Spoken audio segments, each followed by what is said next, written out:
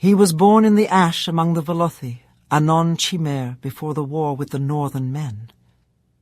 Came first to the village of the Nechimen, and her shadow was that of Boethia, who was the prince of plots.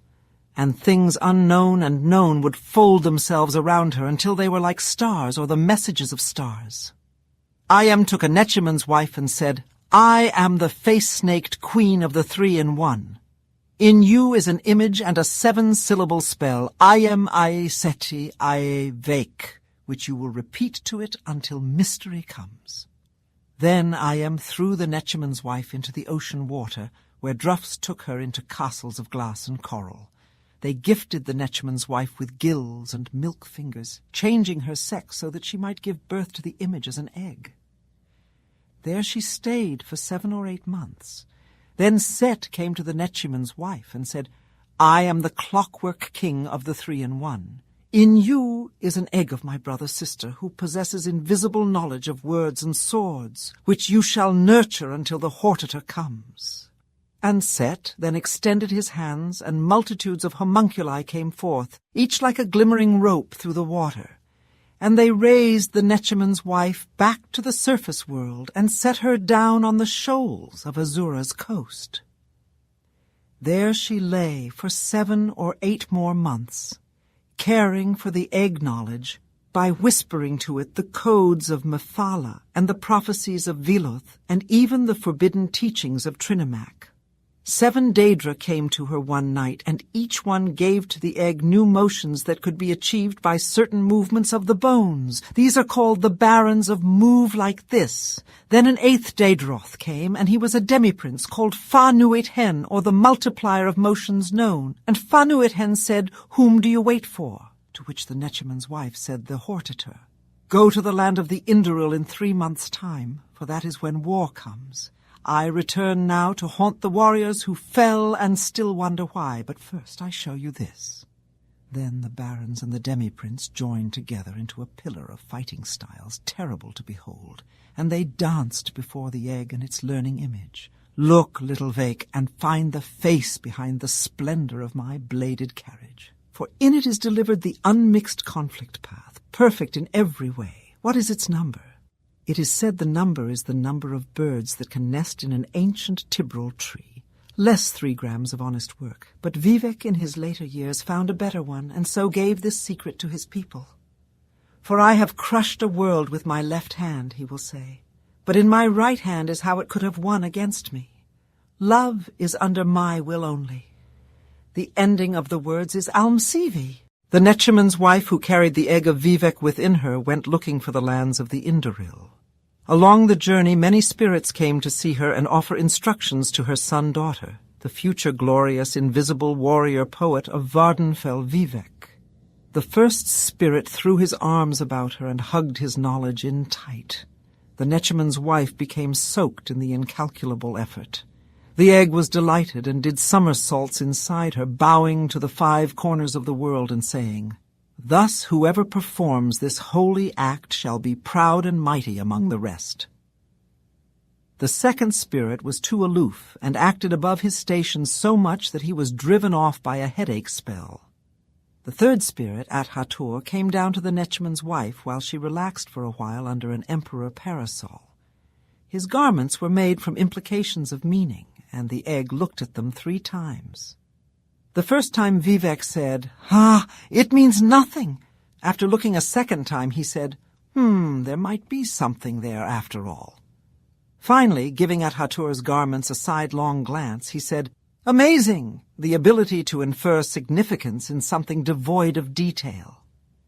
There is a proverb, At-Hator said, and then he left. The 4th spirit came with the 5th, for they were cousins. They could ghost touch and probed inside the egg to find its core. Some say Vivec at this point was shaped like a star with its penumbra broken off. Others that it looked like a revival of vanished forms. From my side of the family, the first cousin said, I bring you a series of calamities that will bring about the end of the universe. And from my side, the second cousin said, I bring you all the primordial marriages that must happen within them, each one. At this the egg laughed. I'm given too much to bear so young. I must have been born before. And then the sixth spirit appeared, the Black Hand's Mephala, who taught the Velothi at the beginning of days all the arts of sex and murder. Its burning heart melted the eyes of the Netchman's wife and took the egg from her belly with 6 cutting strokes.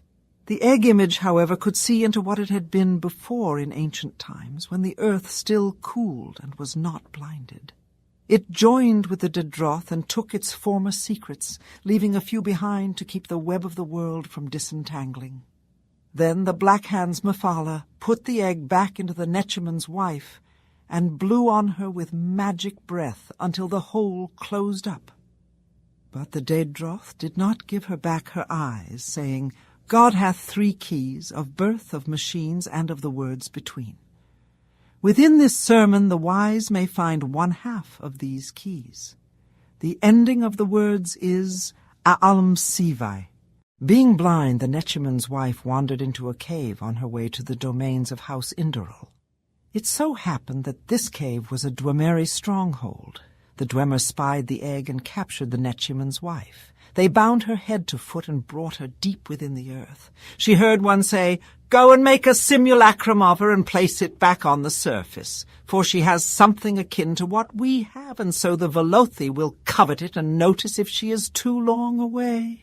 In the darkness, the Netchman's wife felt great knives try to cut her open. When the knives did not work, the Dwemer used solid sounds. When those did not work, great heat was brought to bear. Nothing was of any use, and the egg of Vivec remained safe within her. A Dwemer said, Nothing is of any use. We must go and misinterpret this. Vivec felt that his mother was afraid, and so consoled her. The fire is mine. Let it consume thee, and make a secret door at the altar of Padhom, in the house of Boet Hi'ah, where we become safe and looked after. This old prayer made the Netchman's wife smile and begin such a deep sleep that when Dwemeri Atronox returned with cornered spheres and cut her apart, she did not awake and died peacefully. Vivec was removed from her womb and placed within a magical glass for further study. To confound his captors, he channeled his essence into love, an emotion the Dwemer knew nothing about. The egg said love is used not only as a constituent in moods and affairs, but also as the raw material from which relationships produce our later exasperations, regrettably fashioned restrictions, riddles laced with affections known only to the loving couple, and looks that linger too long. Love is also an often used ingredient in some transparent verbal and nonverbal transactions where eventually it can sometimes be converted to a variety of true devotions, some of which yield tough, insoluble, and infusible unions. In its basic form, love supplies approximately 13 drafts of all energy that is derived from relationships. Its role and value in society at large are controversial. The Dwemer were vexed at these words and tried to hide behind their power symbols. They sent their Atronox to remove the egg image from their cave and place it within the simulacrum they had made of Vivec's mother. A Dwemer said, We Dwemer are only aspirants to this that the Velothi have. They shall be our doom in this, and the 8 known worlds, Nern, Elkan, Orket, Thender, Kainet, Akat, Mahara, and Junal. The secret to doom is within this sermon. The ending of the words is Almsivi. The simulacrum of the Netchman's wife, who carried the egg of Vivec within it, went back to looking for the lands of the Indoril. Along the journey many more spirits came to see it and offer instructions to its son-daughter, the future glorious, invisible warrior poet of Vardenfell Vivec. A troop of spirits called the Lobbyists, for the Coincidence Guild appeared. Vivec understood the challenge immediately and said, The popular notion of God kills happenstance. The head of the Lobbyists, whose name is forgotten, tried to defend the concept's existence. He said, Saying something at the same time can be magical. Vivec knew that to retain his divinity that he must make a strong argument against luck. He said, Is not the sudden revelation of corresponding conditions and disparate elements that gel at the moment of the coincidence one of the prerequisites to being, in fact, coincidental? Synchronicity comes out of repeated coincidences at the lowest level. Further examination shows it is the utter power of the sheer number of coincidences that leads one to the idea that synchronicity is guided by something more than chance. Therefore, synchronicity ends up invalidating the concept of the coincidental. even though they are the symptomatic signs that bring it to the surface. Thus was coincidence destroyed in the land of the Velothi. Then an old bone of the earth rose up before the simulacrum of the Netchman's wife and said, "If you are to be born a ruling king of the world, you must confuse it with new words, set me into pondering." "Very well," Vivec said. "Let me talk to you of the world which I share with mystery and love. Who is her capital?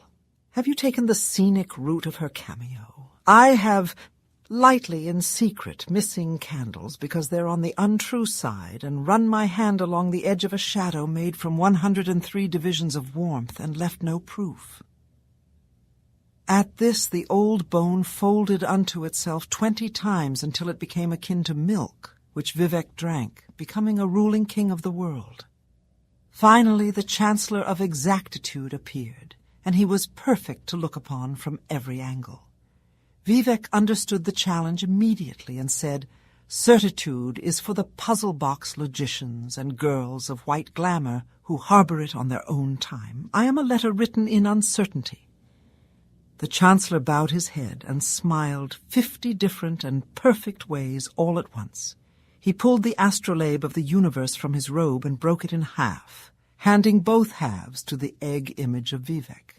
Vivec laughed and said, "Yes, I know. The slave labor of the senses is as selfish as polar ice, and worsens when energies are spent on a life others regard as fortunate. To be a ruling king, I will have to suffer much that cannot be suffered, and to weigh matters that no astrolabe or compass can measure." The ending of the words is Almsivi. Finally, the simulacrum of the Netchman's wife became unstable. The Dwemer in their haste had built it shoddily, and the ashes of Red Mountain slowed its golden tendons. Before long it fell on its knees beside the road to the lands of the Indoril and pitched over to be discovered 80 days later by a merchant caravan on its way to the capital of Veloth, anon Almalexia. Vivec had not been among his people all the days of his pre-life, so he stayed silent and let the chimer in the caravan think that the simulacrum was broken and empty. A Chimeri warrior who was protecting the caravan said, "Look here how the Dwemer try to fool us as ever, crafting our likenesses out of their flesh metals. We should take this to the capital and show our mother Ayam. She will want to see this new strategy of our enemies." But the merchant captain said, "I doubt that we shall be paid well for the effort. We can make more money if we stop at Nurmak and sell it to the red wives of Dagon, who pay well for the wonders made by the deep folk." But another chimer, who was wise in the ways of prophecy, looked on the simulacrum with disquietude. "Was I not hired on to help you seek the best of fortunes? I say you should listen to your warrior then, and take this thing to Ayem. For though manufactured by our enemies, there is something in it that will become sacred, or has been already." The merchant captain took pause then, and looked on the simulacrum of the Netchman's wife, and, though he heeded always the advice of his seers, could do no more than think of the profits to be made at Nurmak. He thought mainly of the red wives' form of recompense, which was 4-cornered and good-wounded, a belly magic known nowhere else under the moons. His lust made him deny Ayem his mother. He gave order to change course for Nurmak. Before the caravan could get under way again, the Chimeri warrior who had counseled a passage to the capital threw his money to the merchant captain and said, "I will pay you thus for the simulacrum, and warn you, war is coming with the shaggy men of the north, and I will not have my mother Ayem at uneven odds with one enemy while tending to another." "Nerevar," the merchant captain said, "this is not enough. I am triune in my own way, but I follow the road of my body and demand more." Then Vivec could not remain silent any more, and said into Nerevar's head these words. You can hear the words, so run away. "Come, Hortator, unfold into a clear unknown. Stay quiet until you've slept in the yesterday, and say no elegies for the melting stone." So Nerevar slew the merchant captain and took the caravan for his own. The ending of the words is Almsivi. You have discovered the 6th sermon of Vivec, which was hidden in the words that came next to the Hortator. There is an eon within itself that, when unraveled, becomes the first sentence of the world. Mephala and Azura are the twin gates of tradition, and Boethia is the secret flame. The sun shall be eaten by lions, which cannot be found yet in Veloth. 6 are the vests and garments worn by the suppositions of men. Proceed only with the simplest terms, for all others are enemies and will confuse you. 6 are the formulas to heaven by violence, one that you have learned by studying these words. The Father is a machine and the mouth of a machine. His only mystery is an invitation to elaborate further. The Mother is active and clawed like a nixhound, yet she is the holiest of those that reclaim their days. The Son is myself, Vec, and I am unto 3, 6, 9, and the rest that come after, glorious and sympathetic, without borders, utmost in the perfections of this world and the others, sword and symbol pale like gold. There is a 4th kind of philosophy that uses nothing but disbelief. For by the sword I mean the sensible, for by the word I mean the dead. I am Vec, your protector and the protector of Red Mountain until the end of days, which are numbered 3,333. Below me is the savage, which we needed to remove ourselves from the Altmer. Above me is a challenge which bathes itself in fire and the essence of a god. Through me you are desired, unlike the prophets that have borne your name before. 6 are the walking ways, from enigma to enemy to teacher. Boethia and Azura are the principles of the universal plot, which is begetting, which is creation, and Mephala makes of it an art form. For by the sword I mean the first night, for by the word I mean the dead. There will be a splendor in your name when it is said to be true. 6 are the guardians of Veloth, 3 before, and they are born again, and they will test you until you have the proper tendencies of the hero. There is a world that is sleeping, and you must guard against it. For by the sword I mean the dual nature. For by the word I mean animal life. For by the sword I mean preceded by a sigh. For by the word I mean preceded by a wolf. The ending of the words is Almsivi. As the caravan of Nerevar now made for the capital of Veloth, anon Almalexia, there came great rumblings from the oblivion. A duke among scamps wandered into the House of Troubles, pausing before each scripture door to pay his respects, until finally he was met by the major domo of Mehrunes Dagon. The Duke of Scamps said, "I was summoned by Lord Dagon, master of the foul waters and fire, and I have brought the penance of my 7 legions." The major domo, whose head was a bubble of foul water and fire, bowed low so that the head of the Duke of Scamps became enclosed in his own. He saw the first pennant, which commanded a legion of grim warriors who could die at least twice. He saw the second pennant, which commanded a legion of winged bulls and the Emperor of Color that rode upon each. He saw the third pennant, which commanded a legion of inverted gorgons, great snakes whose scales were the faces of men. He saw the 4th pennant, which commanded a legion of double-crossed lovers. He saw the 5th pennant, which commanded a legion of jumping wounds looking to hop onto a victim. He saw the 6th pennant, which commanded a legion of abridged planets. He saw the 7th pennant, which commanded a legion of armored winning moves. To which the major domo said, "Duke Ka'uta, your legions, while mighty, are not enough to destroy Nerevar or the Triune Way. Look upon the Hortator, and see the wisdom he takes to wife." And they looked into the middle world and saw, evaporating in a throng of thunder of red war and chitin men, where destines take him further from our ways, the heat that we have wanted and pray they still remember, where destines clothe the distance. Glad in the golden east that we saw it now, instead of the war and repair of the oblivious fracture, a curse on the Hortator.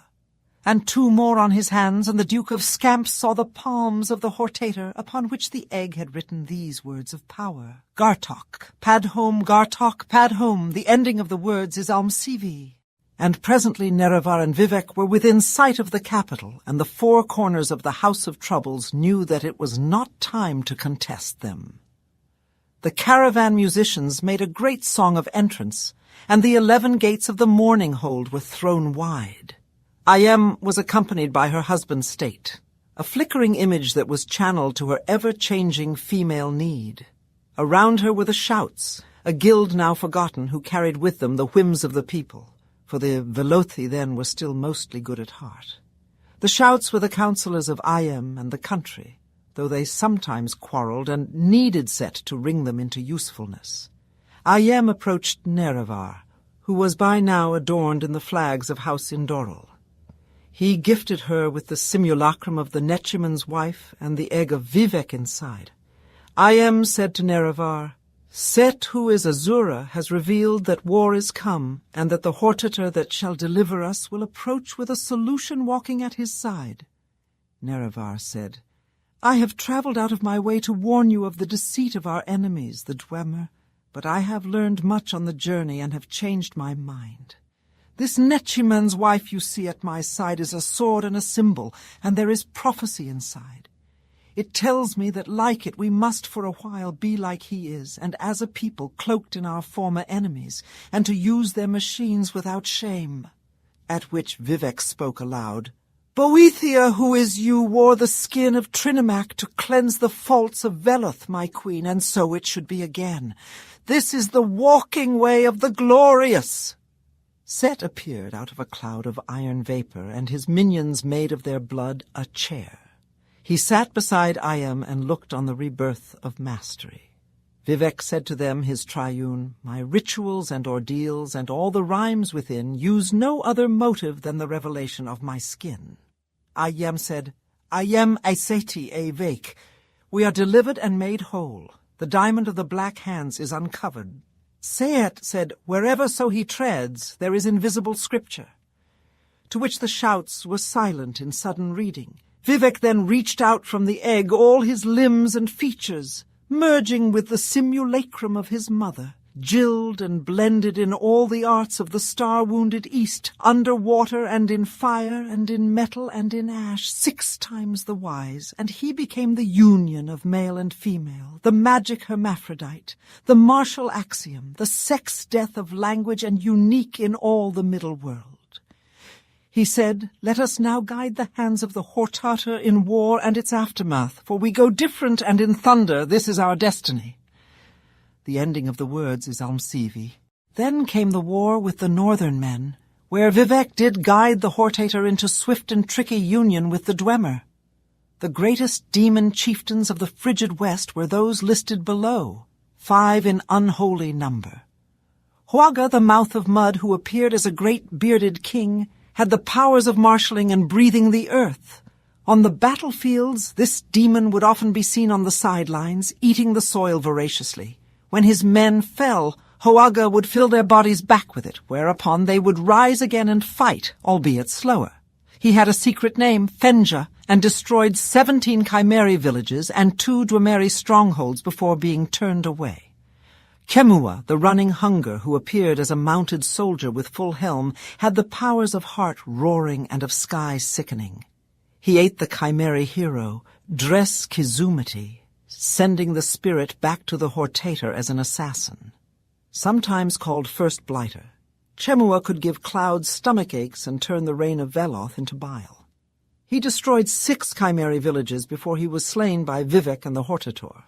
Bihaig, the two-tongued, who appeared as a great bearded king, had the powers of surety and form change. His raiders were small in number, but ran amok in the west hinterlands, killing many Velothi trappers and scouts. He fell in a great debate with Vivec, for the warrior poet alone could understand the northern man's 2-layered speech, though Almsivi had to remain invisible during the argument. Barfok, maid of plains, who appeared as a winged human with lick-encrusted spear, had the powers of event denouement. Battles fought against her would always end in victory for Barfok, because she could shape outcomes by singing. 4 Chimeri villages and 2 more Dwemeri strongholds were destroyed by her decision enforcement. Vivec had to stuff her mouth with his milk finger to keep her from singing Veloth into ruin. Ysmir, the dragon of the north, who always appears as a great bearded king, had powers innumerable and echoing. He was grim and dark and the most silent of the invading chieftains, though when he spoke, villages were uplifted and thrown into the sea. The Hortator fought him unarmed, grabbing the dragon's roars by hand until Ysmir's power throat bled. These roars were given to Vivec to bind into an ebony listening frame which the warrior poet placed on Ysmir's face and ears to drive him mad and drive him away. The coming forth and the driving away brings all things around. What I shall say next is unpleasant to record. Herma mora altadun e altadun. The ending of the words is almasivi. You have discovered the 10th sermon of Vivec, which was hidden in the words that came in the aftermath to the hortator. The evoker shall raise his left hand empty and open to indicate he needs no weapons of his own. The coming forth is always hidden, so the evoker is always invisible, or better, in the skin of his enemies. The eyelid of the kingdom shall fill 36 folios, but the eye shall read the world. By this the hortator needs me to understand. The sword is an impatient signature. Write no contracts on the dead. Vivec says unto the hortator, remember the words of Wethia. We pledge ourselves to you, the frame-maker, the scarer, a world for us to love you in, a cloak of dirt to cherish, betrayed by your ancestors when you were not even looking. Hoary Magnus and his ventured opinions cannot sway the understated, a trick worthy of the always satisfied. A short season of towers, a run-down absolution, and what is this but fire under your eyelid? Shift ye in your skin, I say to the Trinimac eaters. Pitch your voices into the colour of bruise. Divide ye like your enemies in houses, and lay your laws in set sequence from the centre, again like the enemy corners of the house of troubles, and see yourself thence as timber, or mud slats, or sheets of resin. Then do not divide, for yet is the stride of Sithisit quicker than the rush of enemies, and he will sunder the whole for the sake of a shingle, for we go different and in thunder. Sithisit is the start of all true houses, built against stasis and lazy slaves. Turn from your predilections, broken like false maps. Move and move like this. Quicken against false fathers, mothers left in corners, weeping for glass and rain. Stasis asks merely for nothing for itself, which is nothing as you were in the 8 everlasting imperfections. Vivec says unto the hortator, remember the words of Vivec. Understand that Sithisit still travels. Vivec says unto the hortator, remember the words of Vivec. In a phosphorescent mirror of the sky, Vivec says unto the hortator, remember the words of Vivec. Drowned and smiling, Vivec says unto the hortator, remember the words of Vivec. Intermittent hopes enough, Vivec says unto the hortator, remember the words of Vivec. To answer all the things Vivec says unto the hortator, remember the words of Vivec, not yet queried. The ending of the words is Almsivi. These were the days of Resdania, when Kymer and Dwemer lived under the wise and benevolent rule of the Almsivi and their champion the Hortator. When the gods of Veloth would retreat unto their own, to mould the cosmos and other matters, the Hortator would at times become confused. Vivec would always be there to advise him, and this is the first of the 3 lessons of ruling kings. The waking world is the amnesia of dream. All motifs can be mortally wounded. Once slain, themes turn into the structure of future nostalgia. Do not abuse your powers, or they will lead you astray. They will leave you like rebellious daughters. They will lose their virtue. They will become lost and resentful, and finally become pregnant with the seed of folly. Soon you will be the grandparent of a broken state. You will be mocked. It will fall apart like a stone that recalls that it is really water. Keep nothing in your house that is neither needed or beautiful. Ordeals you should face unimpeded by the world of restriction. The splendor of stars is Ayam's domain. The selfishness of the sea is Set's. I rule the middle air. All else is earth and under your temporal command. There is no bone that cannot be broken except for the heart bone. You will see it twice in your lifetimes. Take what you can the first time, and let us do the rest. There is no true symbolism of the center. The Shamat will believe there is. He will feel that he can cause years of exuberance from sitting in the sacred when really no one can leave that state and cause anything more but strife. There is once more the case of the symbolic and barren.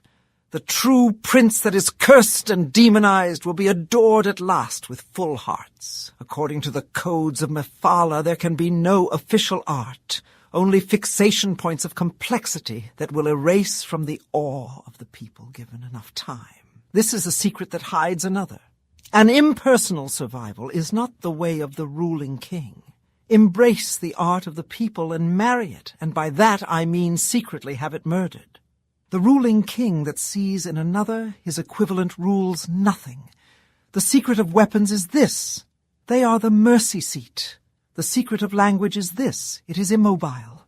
The ruling king is armored head to toe in brilliant flame. He is redeemed by each act he undertakes. His death is only a diagram back to the waking world. He sleeps the second way. The Sharmat is his double, and therefore you wonder if you rule nothing. Hortator and Sharmat, 1 and 1, 11, an inelegant number. Which of the ones is the more important? Could you ever tell if they switched places? I can, and that is why you will need me. According to the codes of Mephala, there is no difference between the theorist and the terrorist. Even the most cherished desire disappears in their hands. This is why Mephala has black hands. Bring both of yours to every argument. The one-handed king finds no remedy. When you approach God, however, cut both of them off. God has no need of theory, and he is armored head to toe in terror. The ending of the words is Almsivi. As the Hortator pondered the first lesson of ruling kings, Vivec wandered into the mourning hold and found that Ayem was with a pair of lovers. Set had divided himself again. Vivec then leapt through into their likenesses to observe, but he gained no secrets that he did not already know. He left a few of his own behind to make the journey worthwhile.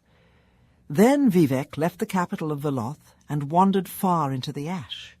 He found a span of badlands to practice his giant form. He made of his feet a less dense material than the divine to keep from falling waist-deep into the earth. At this point, the first corner of the House of Troubles, the Prince Molag Bal, made his presence known. Vivec looked on the King of Rape and said, "How very beautiful you are that you do not join us." And Molag Bal crushed the warrior poet's feet, which were not invulnerable, and had legions cleave them off. Mighty fires from the beginning place were brought like nets to hold Vivec, and he let them. "I would prefer," he said, "some kind of ceremony if we are to be married." And the legions that took the feet were summoned again and ordered to begin a banquet. Pomegranates sprang from the badlands, and tents were raised. A throng of Velothi mystics came, reading the passages of the severed feet on the ground, and weeping until the scriptures were wet. "We must love each other briefly," Vivec said, "if at all. I am needed to counsel the Hortator in more important matters, because the Dwemeri high priests stir up trouble. You may have my head for an hour." Molag Bal rose up and extended 6 arms to show his worth. They were decorated in runes of seduction and its reverse. They were decorated in the annotated calendars of longer worlds. When he spoke, mating monsters fell out. "Where must it go?" he said. "I told you," Vivec said. "I am meant to be the teacher of the King of the Earth, Ei Altadun Gartok Padom." With these magic words, the King of Rape added another, "Chim," which is the secret syllable of royalty. Vivec had what he needed from the Daedroth, and so married him that day. In the hour that Baal had his head, the King of Rape asked for proof of love. Vivec spoke 2 poems to show him such, but only the first is known. I'm not sure just how much glass it took to make your hair twice as much, I'm sure, as the oceans have to share. Hell, my sweet, is a fiction written by those who tell the truth. My mouth is skilled at lying, and its alibi a tooth. The sons and daughters of Vivec and Molag Bal number in the thousands. The name of the mightiest is a string of power. Gulgamor Jil Hiet Ahum. The ending of the words is Almsivi. These were the days of Resdania, when Chimere and Dwemer lived under the wise and benevolent rule of the Almsivi and their champion, the Hortator. When the gods of Veloth would retreat unto their own, to mould the cosmos and other matters, the Hortator would at times become confused. Vivec would always be there to advise him, and this is the second of the 3 lessons of ruling kings. The secret syllable of royalty is this: you must learn this elsewhere. The temporal myth is man. The magical cross is an integration of the worth of mortals at the expense of their spirits. Surround it with the triangle, and you begin to see the triune house. It becomes divided into corners, which are ruled by our brethren, the 4 corners, Baldag and Malakshioja. Rotate the triangle, and you pierce the heart of the beginning place, the foul lie, the testament of the irrefutable for a span. Above them all is the horizon where only one stands, though no one stands there yet. It is proof of the new. It is the promise of the wise. Unfold the whole, and what you have is a star, which is not my domain, but not entirely outside my judgment. The grand design takes flight. It is transformed not only into a star, but a hornet. The center cannot hold. It becomes devoid of lines and points. It becomes devoid of anything, and so becomes a receptacle. This is its usefulness at the end. This is its promise. The sword is the cross, and Almsivi is the triune house around it. If there is to be an end, I must be removed. The ruling king must know this, and I will test him. I will murder him time and again until he knows this. I am the defender of the last and the last. To remove me is to refill the heart that lay dormant at the center that cannot hold. I am the sword. I am the star. Set the mechanism that allows the transformation of the world. Ours is the duty to keep the compromise from being filled with Black Sea. The Sharmat sleeps at the center. He cannot bear to see it removed. The world of reference. This is the folly of the false dreamer. This is the amnesia of dream, or its power, or its circumvention. This is the weaker magic, and it is barbed in venom. This is why I say the secret to swords is the mercy seat. It is my throne. I am become the voice of Almsivai.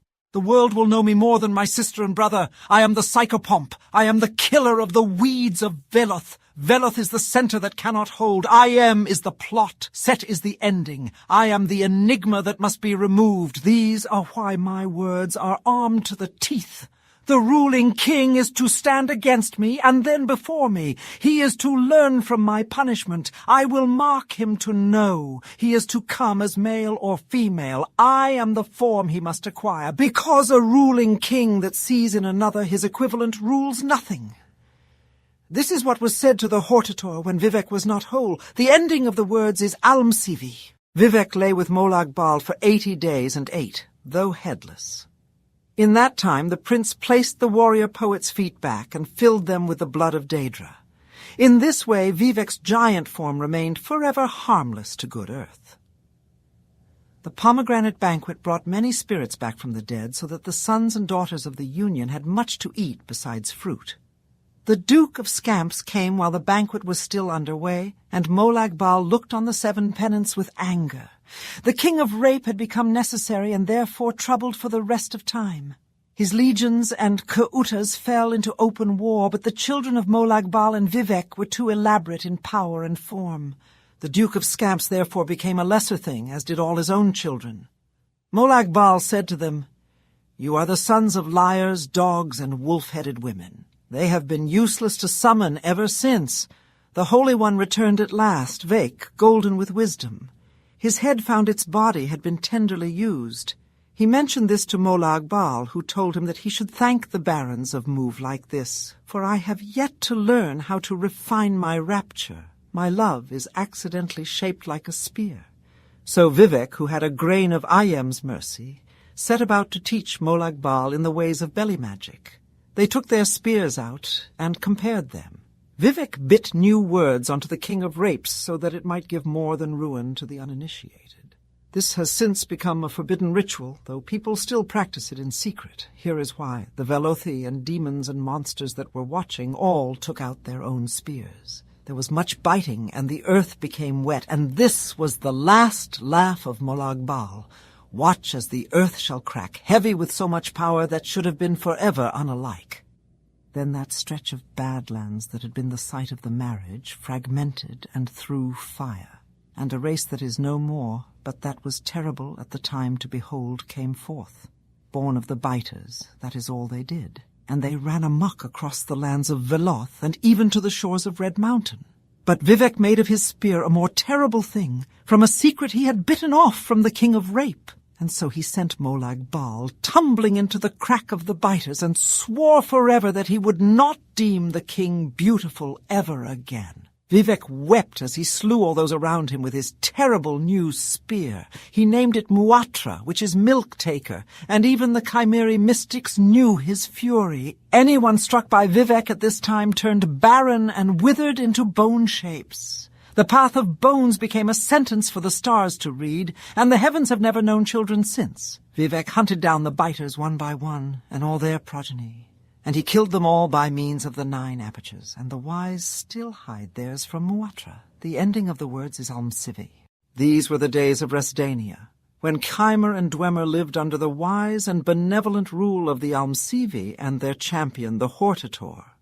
When the gods of Veloth would retreat unto their own, to mold the cosmos and other matters, the Hortator would at times become confused.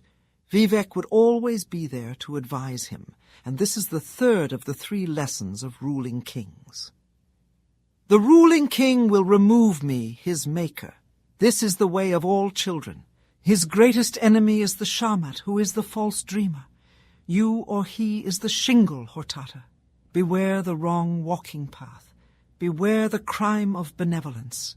Behold him by his words. I am the Shamat, I am older than music. What I bring is light. What I bring is a star. What I bring is an ancient sea. When you sleep, you see me dancing at the core. It is not a blight. It is my house. I put a star into the world's mouth to murder it. Tear down the pylons. My blind fish swim in the new phlogiston. Tear down the pylons. My deaf moons sing and burn and orbit me. I am older than music. What I bring is light. What I bring is a star. What I bring is an ancient sea. You alone, though you come, again and again can unmake him. Whether I allow it is within my wisdom. Go unarmed into his den with these words of power. I Gartok Paroma Chimim. I Altadun, or do not. The temporal myth is man. Reach heaven by violence. This magic I give to you. The world you will rule is only an intermittent hope, and you must be the letter written in uncertainty. The ending of the words is Almsivai. The Hortator wandered through the morning hold, wrestling with the lessons he had learned. They were slippery in his mind. He could not always keep the words straight and knew that this was a danger. He wandered to find Vivec, his lord and master, the glory of the image of Veloth, and found him of all places in the temple of false thinking. There, clockwork shears were taking off Vivec's hair. A beggar king had brought his loom and was making of the hair an incomplete map of adulthood and death. Nerevar said, "Why are you doing this, my lord?" Vivec said, "To make room for the fire." And the Hortator could see that Vivec was out of sorts, though not because of the impending new power to come. The golden warrior poet had been exercising his water face as well, learned from the Druffs before he was born. Nerevar said, "Is this to keep you from the fire?" Vivec said, "It is so that I may see with truth. It and my place here at the altar of Padhome in the house of false thinking serve so that I may see beyond my own secrets. The water face cannot lie. It comes from the ocean, which is too busy to think, much less lie. Moving water resembles truth by its trembling." Nerevar said, "I am afraid to become slipshod in my thinking." Vivec said, "Reach heaven by violence, then." So to quiet his mind, the Hortator chose from the fight racks an axe. He named it and moved on to the first moon.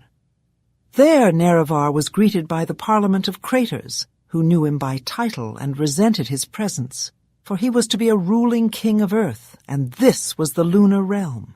They shifted around him in a pattern of entrapment. "The moon does not recognize crowns or scepters," they said, "nor the representatives of kingdoms below, lion or serpent or mathematician. We are the graves of those that have migrated and become ancient countries.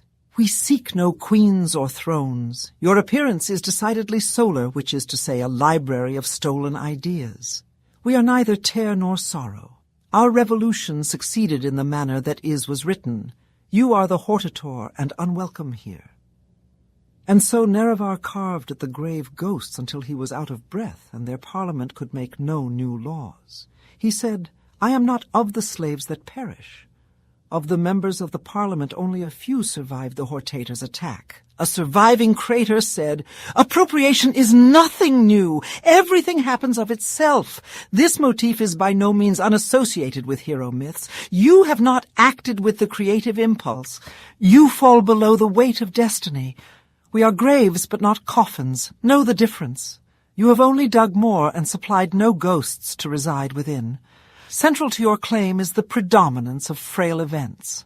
To be judged by the earth is to sit on a throne of wonder why. Damage us more, and you will find naught but the absence of our dead." The ending of the words is Almsivi. I am an atlas of smoke. With this, Vivec became greater than he had been. These were the days of Restania, when Keimer and Dwemer lived under the wise and benevolent rule of the Almsivi and their champion, the Hortator. Seek me without effort, for I take many shapes. The Hortator was still trying to subdue the heavens with an axe. He was thrown out of the library of the sun by the power of Magnus. Vivec found him in a grub field outside of the swamps of the Dishan plain.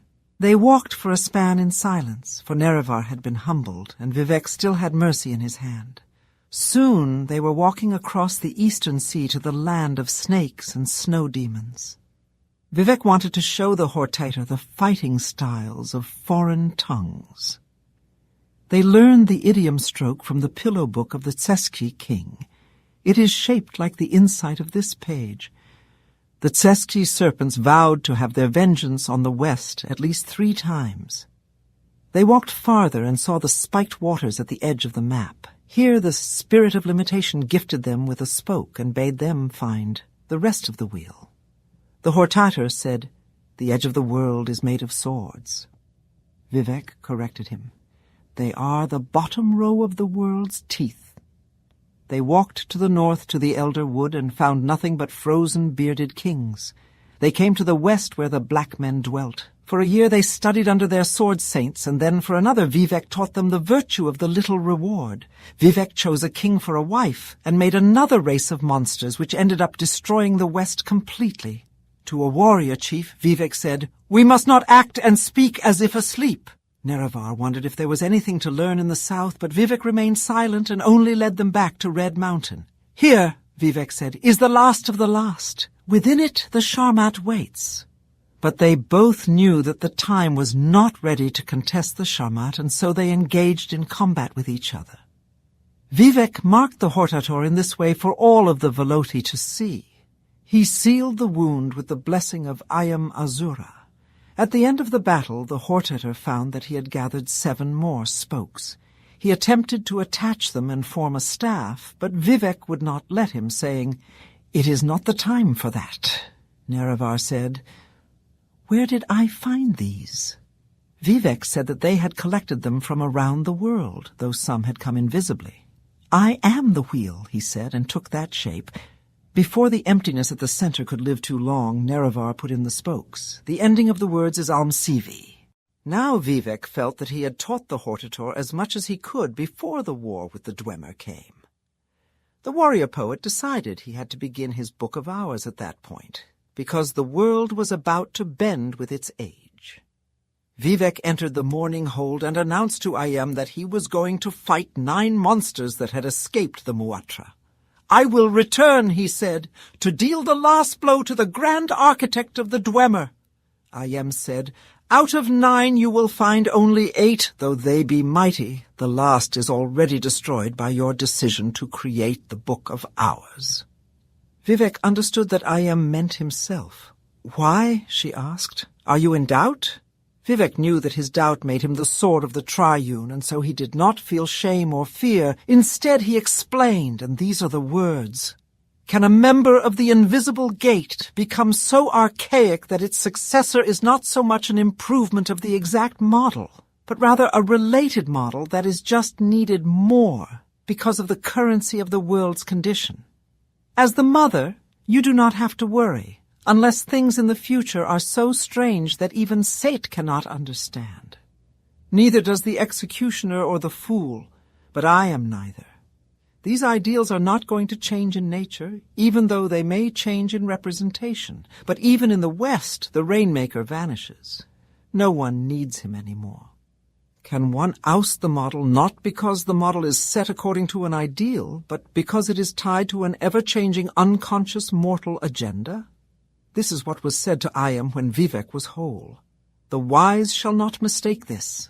Ayam said, "This is why you were born of a Nechiman's wife and destined to merge with the simulacrum of your mother, gilled and blended in all the arts of the star-wounded East, under water and in fire and in metal and in ash, 6 times the wise, to become the union of male and female, the magic hermaphrodite, the martial axiom, the sex-death of language, and unique in all the middle world."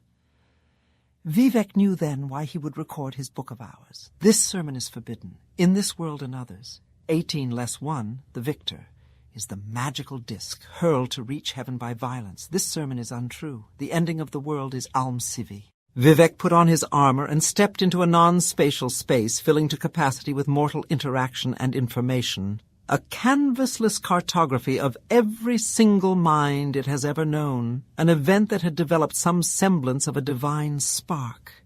He said, "From here I shall launch my attack on the 8 monsters." Vivec then saw the moths that would come from the starry heart, bringing with them dust more horrible than the ash of Red Mountain.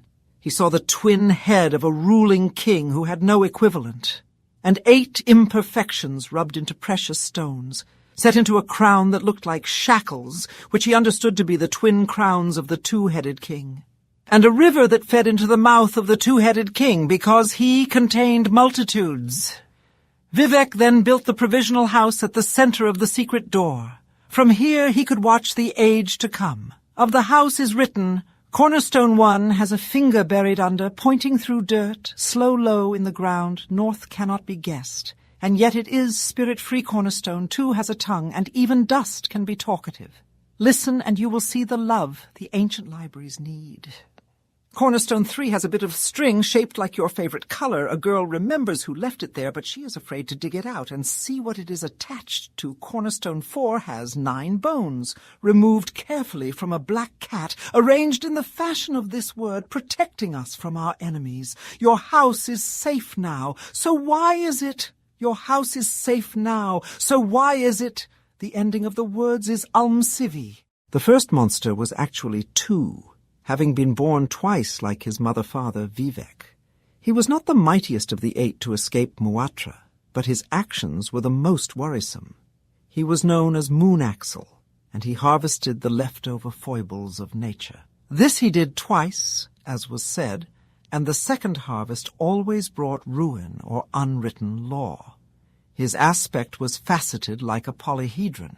No perils are mentioned in the finding of Moon Axle, but it was known that he was immune to spears, so Vivec had to use the sword not held against him. Before he took issue with the monster, the warrior poet asked, "How came you to be immune to spears?" To which Moon Axle replied, "Mine is a dual nature and protean. I am in fact made of many straight lines, though none last too long. In this way I have learned to ignore all true segments." Luckily the sword not held was curved, and therefore could cut into Moon Axle, and before the sun was up he was bleeding from many wounds. Vivec did not slay him outright, for to do so would keep the foibles of nature within him, and not back where they belonged. Soon Vivec had traced geography right again, and Moon Axle was ready to be slain. Vivec rose up in his giant form to be terrible to look upon. He reached into the west and pulled out a canyon, holding it like a horn. He reached east and ate a handful of Nyx hounds. Blowing their spirits through the canyon made a terrible wail, not unlike an unsolved woman. He said, "Let this overtake you." And Moon Axle was overtaken by the curvatures of stolen souls. They wrapped about the monster like resin, until finally he could not move, nor could his dual nature. Vivec said, "Now you are solved," and pierced his child with Muatra. Moon Axle had been reduced to something static and therefore shattered. The lines of Moon Axle were collected by Velothi philosophers and taken into caves. There, and for a year, Vivec taught the philosophers how to turn the lines of his son into the spokes of mystery wheels. This was the birth of the first whirling school. Before, there had only been the surface thought of fire. Vivec looked at his first wheeling students and observed, "Alike the egg-layered universe is this morbid possession of 3-distant coverage, soul-wrecked and alive, like my name is alive. In this cloister you have discovered one walking path, hilled like a sword but more coarsened. So edged it is that it has to be whispered to keep the tongue from bleeding, where its signs evacuate their former meanings like empires that tarry too long. The sword is estrangement from statesmanship. Look on the estimable lines of my son, now crafted starwise, his every limb equidistant from the center. Is he solved because I will it so? There cannot be a second stage. Think on the theory that my existence promulgates the 5 elements, and alike the egg-layered universe, I am cause for great density. Here is a thought that can break the wagon's axle. Here is another that can soar. The ending of the words is Almsivi. The scripture of the wheel first. The spokes are the 8 components of chaos, as yet solidified by the law of time, static change, if you will, something that lizard gods refer to as the striking. That is the reptile wheel, coiled potential, ever preamble to the never action. Second, they are the lent bones of the Aedra, the 8 gift limbs to Sithasit, the wet earth of the new star our home. Outside them is the orbis, and not within. Like most things inexplicable, it is a circle. Circles are confused serpents, striking and never given leave to bite. The Aedra would have you believe different, but they were givers before liars. Lies have turned them into biters. Their teeth are the proselytizers. To convert is to place oneself in the mouth of falsehood. Even to propitiate is to be swallowed. Third, the enlightened are those uneaten by the world. Fourth, the spaces between the gift limbs, number 16, the signal shapes of the demon princedoms. It is the key and the lock, Ceres, and Manticore. Fifth, look at the majesty sideways, and all you see is the tower which our ancestors made idols from. Look at its center, and all you see is the begotten whole second serpent, womb ready for the right reaching, exact and without enchantment. Sixth, the heart of the second serpent holds the secret triangular gate. Seventh, look at the secret triangular gate sideways, and you see the secret tower. Eighth, the secret tower within the tower is the shape of the only name of Godai. The ending of the words is Almsivi. Then Vivec left the first whirling school and went back to the space that was not a space. From the provisional house he looked into the middle world to find the second monster, which was called the Treasurewood Sword. Within years of the pomegranate banquet, it had become a lessoning tune to the lower Velothi houses. They preached of its power. The Treasurewood Sword, splinter scintilla of the high and glorious, he who wields it becomes self-known. The warrior poet appeared as a visitation in the ancestor alcove of House Mora, whose rose-worn Prince of Garlands was a hero against the northern demons. Vivec congregated with the bones. He said, "A scavenger cannot acquire a silk sash and expect to discover the greater systems of its predecessor. Perfect happiness is embraced only by the weeping. Give me back, and do so freely, what is barren of my marriage, and I will not erase you from the thought realm of God. Your line has a notable enchantress that my sister Aeam is fond of, and from her murky wisdom alone do I condescend to ask." A bone walker emerged from a wall. It had 3 precious stones set in its lower jaw, a magical practice of old. One was opal, the color of opal. The bone walker bowed to the prince of the middle air and said, "The Treasurewood Sword will not leave our house. Bargains were made with the Black Hands Mephala, the greater shade." Vivec kissed the first precious stone and said, "Animal picture, rude walker, go back to the lamp that stays lit in water and store no more messages of useless noise. Down!" He kissed the second precious stone and said, "Proud residue soon dispersed. Serve no guarantees made in my foreimage, and demand nothing of its underskin. I am master evermore. Down." He kissed the opal and said, "Down I take thee." And then Vivec withdrew into the hidden places and found the darkest mothers of the Morag Tong, taking them all to wife and filling them with undusted loyalty that tasted of summer salt. They became as black queens, screaming live with 100 murderous sons, 1,000 murderous arms, and 100,000 murderous hands. One vast moving event of thrusting kill laughter in alleys, palaces, workshops, cities, and secret halls. Their movements among the holdings of the Ra'athim were as rippled endings, heaving between times, with all fates leading to swallowed knives, murder as moaning, God's holy rape-erasure of wet death. The king of assassins presented to Vivec the Treasurewood Sword. "My lord," the king of assassins said, "the prince of House Mora is now fond of you as well. I placed him in the corner of Dagon. His eyes I set into a fire prayer for the wicked, his mouth I stuffed with birds." The ending of the words is Almsivi. The scripture of the sword, first. The sword, treated as a delicate meal, is the symbolic collage. It serves you well in the first half of life. Name one dynasty that knows this not. Second, the unity of my approach is understood by the immobile warrior. True eyes are acquired. Rejoice as my own subjects and realms. I build for you a city of swords, by which I mean laws that cut the people who live there into better shapes. Third, girls burn their dresses on my arrival if I am armored. They crawl to me as bled pilgrims. Minor spirits die without trace. Follow me of all the Almsivi if you are to mark your days with killing. Ei Altadun, the third law of weaponry. Fourth, the immobile warrior is never fatigued. He cuts sleep holes in the middle of a battle to regain his strength. Fifth, instinct is not reflex action, but many miracles held in reserve. I am the welfare that decides which warrior will emerge. Beg not for luck. Serve me to win. Sixth, the span of the apparently inactivated is your love of the absolute. The birth of God from the Netchiman's wife is the abortion of kindness from love. Seventh, the true sword is able to cut chains of generations, which is to say the creation myths of your enemies. Look on me as the exiled garden. All else is uncut weed. Eighth, I give you an ancient road tempered by the second walking way. Your hands must be huge to wield any sword the size of an ancient road, and yet he who is of right stature may irritate the sun with only a stick. The ending of the words is Almsivi. Then Vivec left the house of assassins, and went back to the space that was not a space. From the provisional house he looked into the middle world to find the third monster, called Horde Mountain.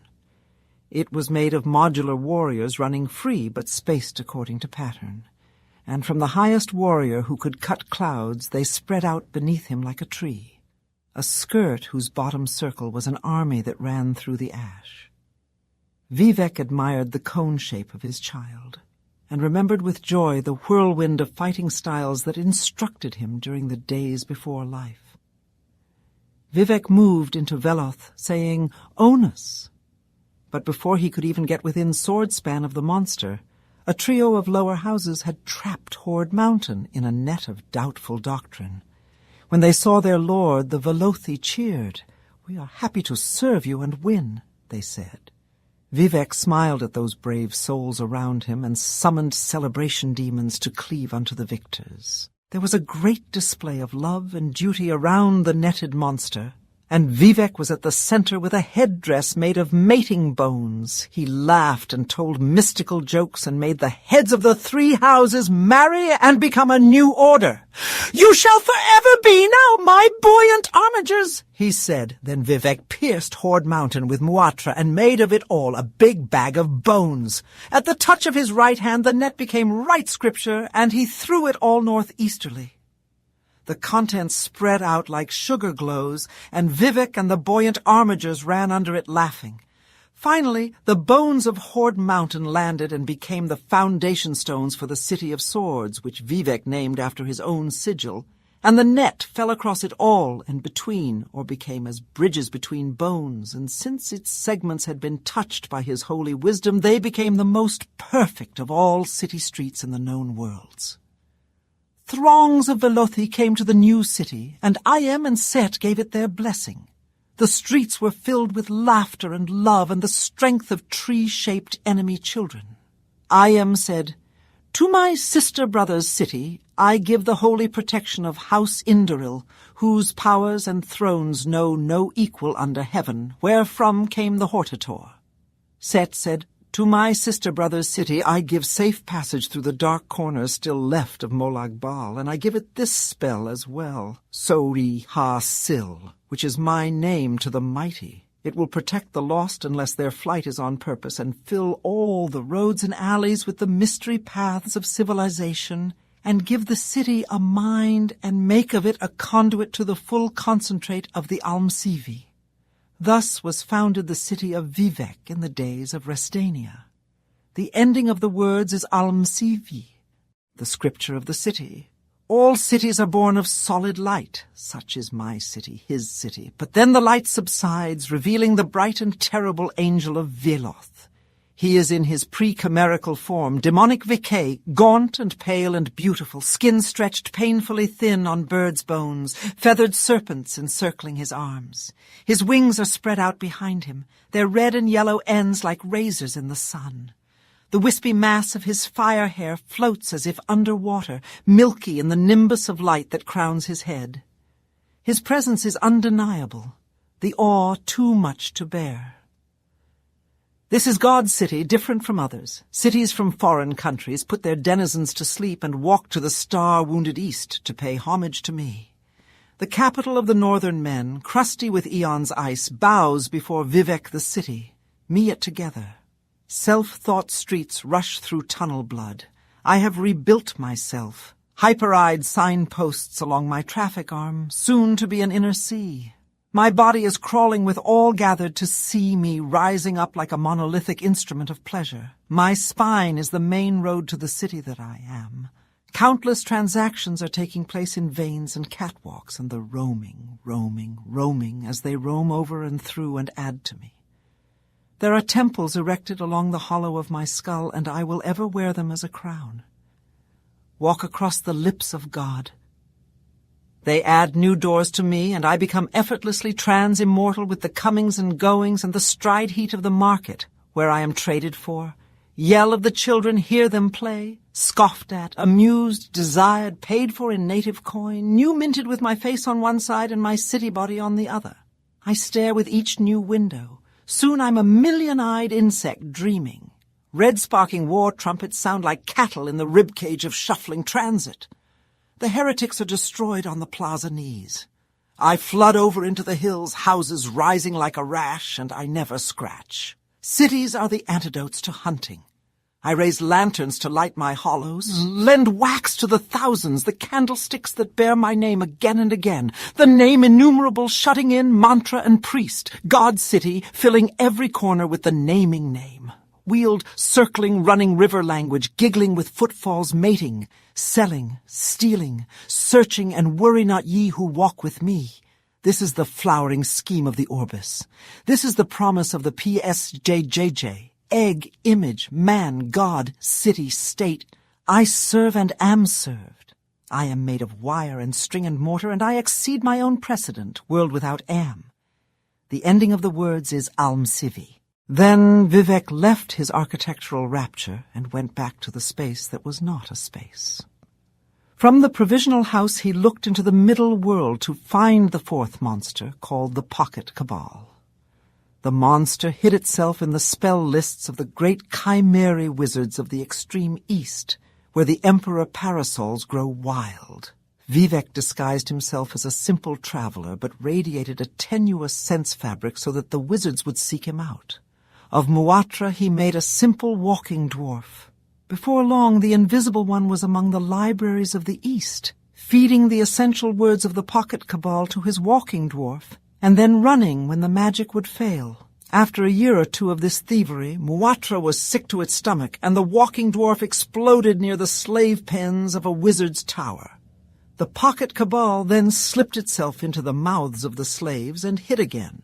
Vivec then watched as the slaves erupted into babble and breaking magic. They rattled their cages and sung out half hymns that formed into forbidden and arcane knowledge. Litany fiends appeared and drank from the excess. Grabbers from the adjacent place came into the world sideways, the slave talking having disrupted the normal non-cardinal points.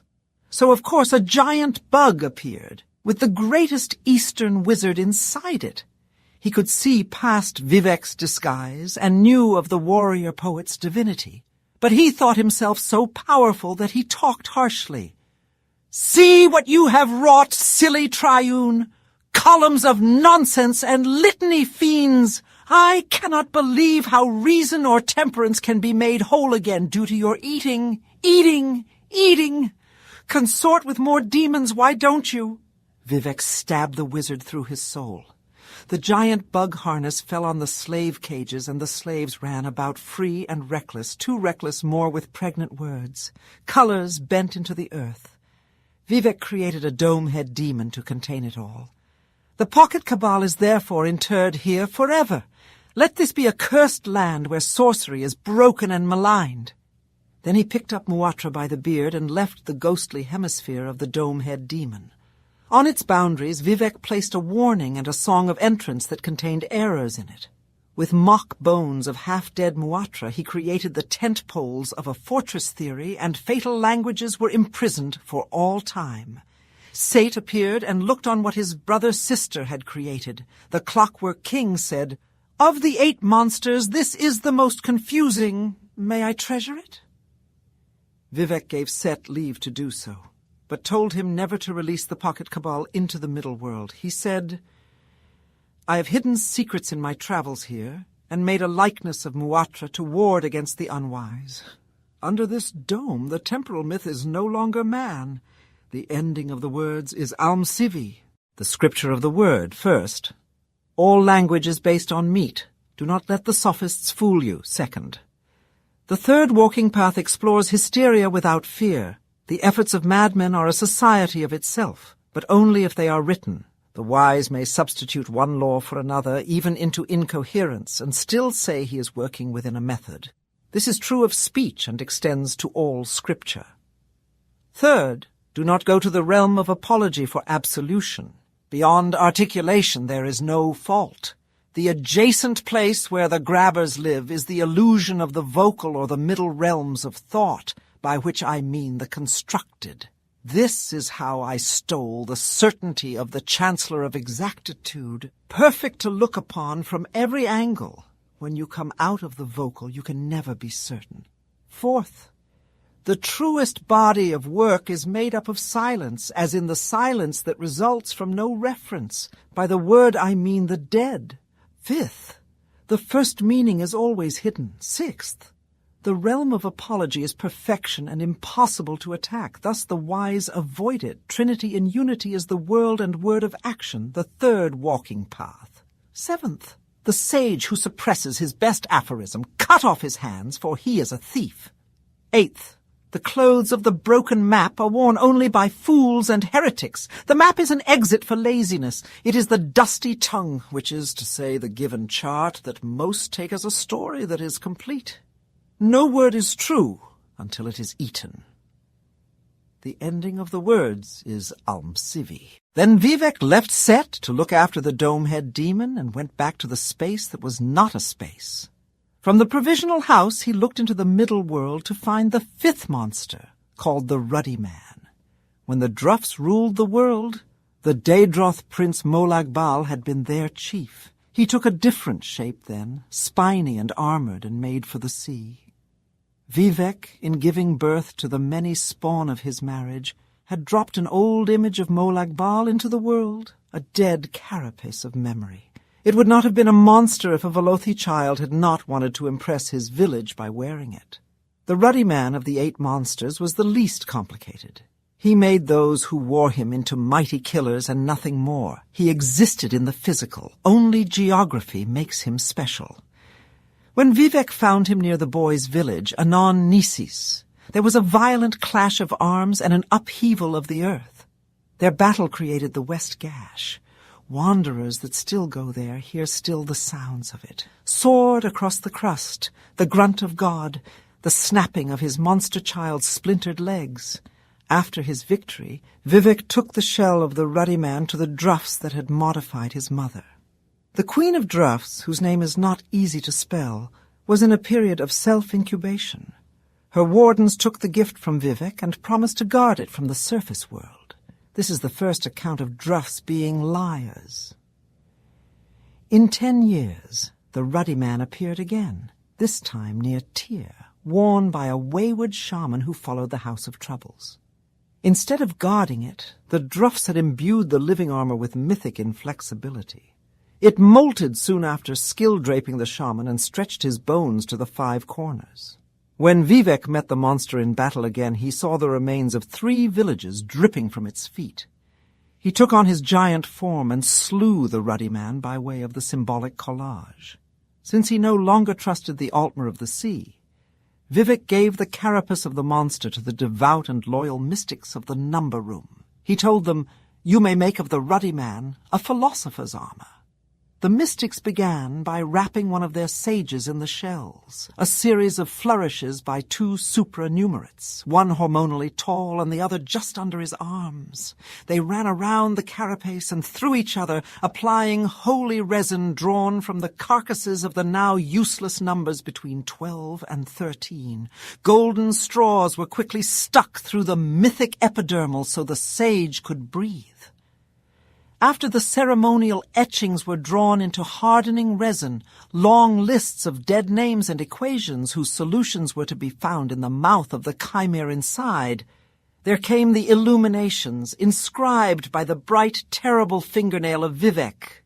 From the nail's tip flowed a searing liquid, filling the grooves of the ceremonial etchings. They bled out to form veined patterns about the sage shell that theologians would decipher forever after. The ending of the words is Almsivi. The scripture of the numbers 1, the dragon break or the tower 1-2, the enantiomorph 68-3, the invisible gate Almsivi 112-4, the corners of house of troubles 242-5, the corners of the world 106, the walking ways 266-7, the sword at the center 39-8, the wheel or the 8 givers 484-9, the missing 11-10, the tribes of the Altmer 140-11, the number of the master 102-12, the heavens 379-13, the serpent 36-14, the king's cough 32-15, the redeeming force 110-16, the acceptable blasphemes 12-17, the hurling disc 283-18, the egg or 6 times the wise, 19, the provisional house 258-20, the lunar lattice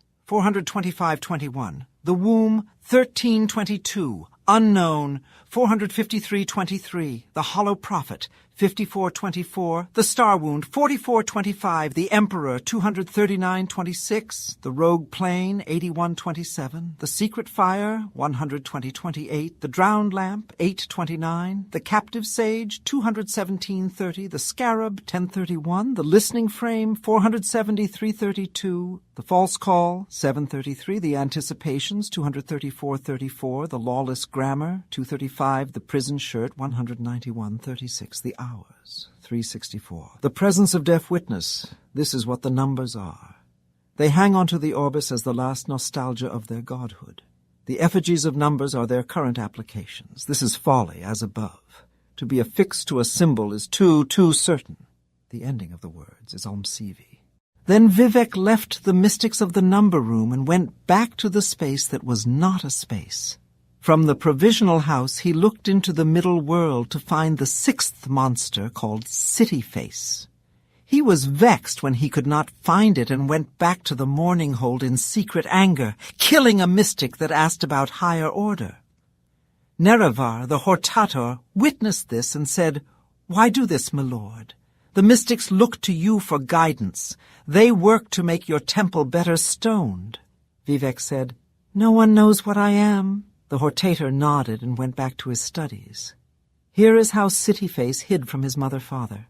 It had been born named as Hanote, a bare urge of power, an esoteric wind nerve tuned to the frequency of huddled masses. It found root in villages and multiplied, finding in the minds of the settled a veiled astrology, the star charts of culture, and this resonance made its heads swim. Hanote moved sideways into the adjacent place, growing and unbeknownst. Above the vocal it trembled with new emotions, immortal ones, absorbing more than the 30 known to exist in the middle world. When Hanote became gravely homesick, the grabbers took it. A grabber said, "New emotions to the lonely occur only of madness. This thing is gone. It is ours now." Grabbers had never made a city of their own, and their glimpse of Vivec's, which shone with holiness through all the spheres, had taken their attention. Under this reason did the issue of Vec slide into our realm, drawn by our coveting, hidden in loss. We shall build our tower hope upon its face. Now many years had passed in Resdania, and the high priests of the Dunmer were building something alike as Vivec and alike as the new Hanote of the grabbers. The Hortator was engaged with an army of theirs that had become too brave, talking foolish words, and Nerevar helped destroy them with the help of the Orphan Legion of Ayam. When he went to give trophy to Vivec, he saw his lord under attack by the City Face. The monster was saying this. Here we are to replace your city, Vec and Vec. We are from the place of the more-than-known emotions, and our citizenry has died from it. 2 things we came for, but can stay for only 1. Either we ask you to correct our error of culture, or merely take yours by dint of force. The second is easiest, we think. Vivec sighed. You would replace my direction, he said. I weary of this, though I wanted to kill you an age before. Resdania is fallen ill, and I have no time for one more imaginary analogy of an unknown incident. Here, take this, at which he touched the tower hope of the city face and corrected the error of the grabbers. And this, at which he stabbed the heart of the city face with the ethos knife, which is to say RKHTAI Ealtadun AI, the short blade of proper commerce. The ending of the words is Almsivi. Many more years passed in Resdania, and the high priests of the Dunmer were almost ready to make war on the rulers of Veloth. The Hortator had become the husband of Ayem during this time, and the first saint of the Triune Way. Vivec had tired of fighting his sons and daughters, and so took a respite from trying to find them. The Hortator said to his wife, Where is Vivec, my teacher? I love him still, though he grows cold. His lamentations, if I may call them that, have changed the skin of the whole country. He is hardly to be found anywhere in Veloth of late. The people grow dark because of it. And Ayem took mercy on her troubled husband and told him that the sword of the Triune had been fighting minor monsters stirred up by the Dunmer as they worked on their brass siege machines. She took the Hortator inside her and showed him where his master was. Almsivi, or at least that aspect that chose to be Vivec, sat in the litany hall of the false thinking temple after his battle with the flute and pipe ogres of the West Gash. He began writing again in his Book of Hours. He had to put on his water face first. That way he could separate the bronze of the old temple from the blue of the new and write with happiness. Second, he had to take another feather from the big moon, further rendering it dead. That way he could write about mortals with truth. Third, he recalled the pomegranate banquet where he was forced to marry to Molagbal with wet scriptures to cement his likeness as Mephala, and write with black hands. He wrote, The last time I heard his voice, showing the slightest sign of impatience, I learned to control myself and submit to the will of others. Afterwards, I dared to take on the sacred fire and realized there was no equilibrium with the Etida.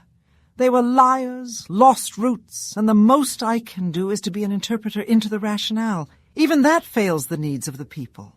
I sit on the mercy seat and pass judgment, the waking state, and the phase aspect of the innate urge. Only here can I doubt, in this book, written in water, broadened to include evil. Then Vivec threw his ink on this passage to cover it up for the lay reader, and wrote instead, Find me in the blackened paper, unarmored in final scenery. Truth is like my husband, instructed to smash, filled with procedure and noise, hammering weighty, heaviness-made schematic, lessons learned only by a mace. Let those that hear me then be buffeted, and let some die in the ash from the striking. Let those that find him murdered by illumination, pummeled like a traitorous house, because, if an hour is golden, then immortal I am a secret code. I am the partaker of the doom drum, chosen of all those that dwell in the middle world to wear this crown which reverberates with truth, and I am the mangling Messiah. The ending of the words is Alm Asivi. The scripture of the mace first. The pleasure of annihilation is the pleasure of disappearing into the unreal. All those that would challenge the sleeping world will seek membership in this movement. I denounce the alienation of the cloven duality with a hammer. Second, take from me the lessons as a punishment for being mortal. To be made of dirt is to be treated as such by your jailers. This is the key and the lock of the Daedra. Why do you think they escaped the compromise? Third, Velothi, your skin has become the pregnant darkness. My brooding has brought this on. Remember that Boethia asked you to become the color of bruise. How else to show yourselves people of the exodus into the vital? Pain. Fourth, the sage who is not an anvil, a conventional sentence and nothing more, by which I mean dead the fourth walking way. Fifth, a proper comprehension of the virtues, stage manage, and to be murdered. 6th, in the end, rejoice as a hostage released from drumming torment, but that savours his wound. The drum breaks, and you find it to be a nest of hornets, which is to say, your sleep is over. 7th, the suspicious is spectacle, and the lie is only a theoretical inspiration. 8th, but then why, you ask, do the Daedra wish to meddle with the Orbis? It is because they are the radical critique, essential as all martyrs. That some are more evil than others is not an illusion, or rather it is a necessary illusion. The ending of the words is Alcivi. Then Vivec left the litany hall of the false thinking temple, where he had brooded for so long, creating the scripture of the pounding light, and went back to the space that was not a space. From the provisional house he looked into the middle world to find the 7th monster called Lyrock. Lyrock was born of Vivec's second aperture and was thrown out of the pomegranate banquet by a member of the Sweeps, another forgotten guild. The Sweep did not take it for the monster that it was, and so he did not expect it to fly from his hand and into the heavens. I am born of golden wisdom and powers that should have forever been unalike. With this nature I am invited into the hidden heaven. By which he meant the scaled blanket, made of not stars, whose number is 13. Lyrock became full of foolishness, haggling with the void ghost who hides in the religions of all men. The void ghost said, "Stay with me a full 100 years, and I will give you a power that no divinity will dare disobey." But before the 100 years was up, Vivec was already looking for Lyrock and found him. "Stupid stone," Vivec said. "To hide in the scaled blanket is to make a mark on nothing. His bargains are only for ruling kings." So Vivec sent the Hortator to the heavens to shave Lyrock asunder by the named axe. Nerevar made peace with the South Pole Star of thieving and the North Pole Star of warriors and the Third Pole Star, which existed only in the ether, which was governed by the apprentice of Magnus the Sun. They gave him leave to wander among their charges and gave him red sight by which to find Lyrock in the hidden heaven. By chance, Nerevar met the Void Ghost first, who told him that he was in the wrong place, to which the Hortator said, "Me or you?" and the Void Ghost said both. This sermon does not tell what else was said between these masters. Lyrock, however, used the confusion to launch his own attack on the city god Vivec. He was hastened by all 3 of the Black Guardians, who wanted him swiftly gone, though they meant no hostility to the Lord of the Middle Air. The citizenry of Vivec screamed as they saw a shooting star come down out of the sky-hole like a toll road of hell. But Vivec merely raised his hand and froze Lyrock just above the city, and then he pierced the monster with Muatra. The practice of piercing the second aperture is now forbidden. When Nerevar returned, he saw the frozen comet above his lord's city. He asked whether or not Vivec wanted it removed. "I would have done so myself if I wanted, silly Hortator. I shall keep it there with its last intention intact, so that if the love of the people of this city for me ever disappear, so shall the power that holds back their destruction." Nerevar said, "Love is under your will only." Vivec smiled and told the Hortator that he had become a minister of truth. The ending of the words is Almsivi. Then Vivec left the Ministry of Truth and went back to the space that was not a space. From the provisional house he looked into the middle world to find the 8th and final and mightiest monster called Gulgamorgil and more. The wise must look elsewhere for this string of power. Vivec called to his side the Hortator. This was the first time that Nerevar had ever been to the provisional house. He had the same vision that Vivec had so many years ago, that of the 2-headed ruling king. "Who is that?" he wondered. Vivec said, "The red jewel of conquest." Nerevar, perhaps because he was frightened, became vexed at his lord's answer. "Why are you always so evasive?" Vivec told the Hortator that to be otherwise was to betray his nature. Together they moved into the middle world, to a village near where Vivec had been found by Ayem and Set. The 8th monster was there, but he did not act much like a monster. He sat with his legs in the ocean and with a troubled look on his face. When he saw his mother-father, he asked why he should have to die and return to oblivion. Vivec told the eighth monster that to be otherwise was to betray his nature.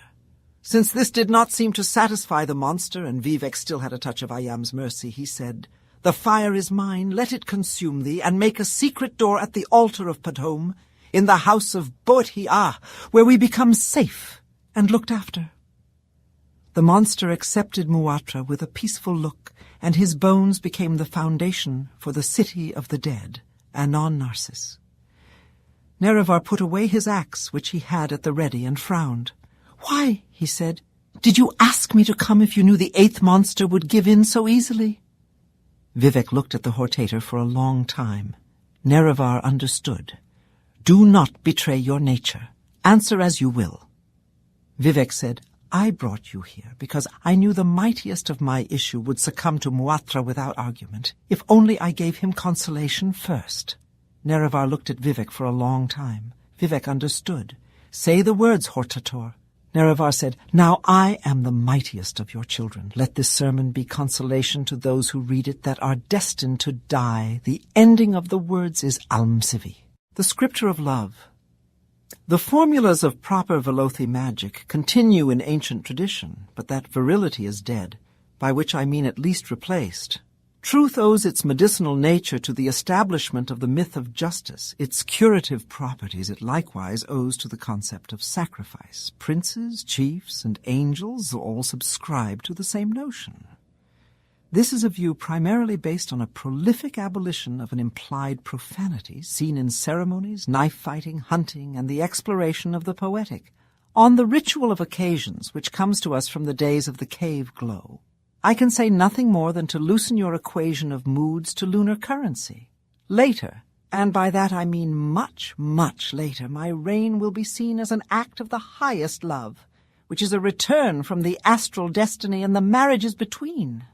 By that I mean the catastrophes, which will come from all five corners. Subsequent are the revisions differentiated between hope and the distraught, situations that are only required by the periodic death of the immutable. Cosmic time is repeated. I wrote of this in an earlier life. An imitation of submersion is love's premonition, its folly into the underworld, by which I mean the day you will read about outside of yourself in an age of gold. For on that day, which is a shadow of the sacrificial concept, all history is obliged to see me for what you are, in love with evil, to keep one's powers intact at such a stage as to allow for the existence of what can only be called a continual spirit. Make of your love a defense against the horizon. Pure existence is only granted to the holy, which comes in a myriad of forms, half of them frightening, and the other half divided into equal parts, purposeless and assured. Late is the lover that comes to this by any other walking way than the fifth, which is the number of the limit of this world. The lover is the highest country and a series of beliefs. He is the sacred city bereft of a double. The uncultivated land of monsters is the rule. This is clearly attested by Anu and his double, which love knows never really happened. Similarly, all the other symbols of absolute reality are ancient ideas ready for their graves, or at least the essence of such. This scripture is directly ordered by the codes of Mephala, the origin of sex and murder, defeated only by those who take up those ideas without my intervention. The religious elite is not a tendency or a correlation. They are dogma complemented by the influence of the untrustworthy sea and the governance of the stars, dominated at the center by the sword, which is nothing without a victim to cleave unto. This is the love of God, and he would show you more. Predatory, but at the same time instrumental to the will of critical harvest, a scenario by which one becomes as he is of male and female, the magic hermaphrodite. Mark the norms of violence, and it barely registers, suspended as it is by treaties written between the original spirits. This should be seen as an opportunity, and in no way tedious, though some will give up for it is easier to kiss the lover than become one. The lower regions crawl with these souls, caves of shallow treasures, meeting in places to testify by way of extension, when love is only satisfied by a considerable, incalculable effort. The ending of the words is Almsivi. For these were the days of Resdania, when Keimer and Dwemer lived under the wise and benevolent rule of the Almsivi and their champion the Hortator, though the Dwemer had become foolish and challenged their masters. Out of their fortresses they came with golden ballistae that walked, and mighty atronachs, and things that spat flame, and things that made killing songs. Their king was Dumak Dwarf Orc, but their high priest was Kagrenach the Blighter. Under mountains and over them the war with the Dwemer was raged, and then came the northern men to help Kagrenach, and they brought Ismir again. Leading the armies of the Chimere was the slave that would not perish, the Hortator Nerevar, who had traded his axe for the Ethos knife. He slew Dumak at Red Mountain, and saw the Heartbone for the first time. Men of brass destroyed the 11 gates of the Morning Hold, and behind them came the Dwemeri architects of Tone. Eam threw down her cloak and became the face-snaked queen of the 3 in 1. Those that looked upon her were overcome by the meanings of the stars. Under the sea, Set stirred and brought the army he had been working on in the castles of glass and coral. Clockwork druffs, mockeries of the Dwemeri war machines, rose up from the seas and took their counterparts back beneath, where they were swallowed forever by the sea. Red Mountain exploded as the Hortator went too far inside, seeking the Sharmat.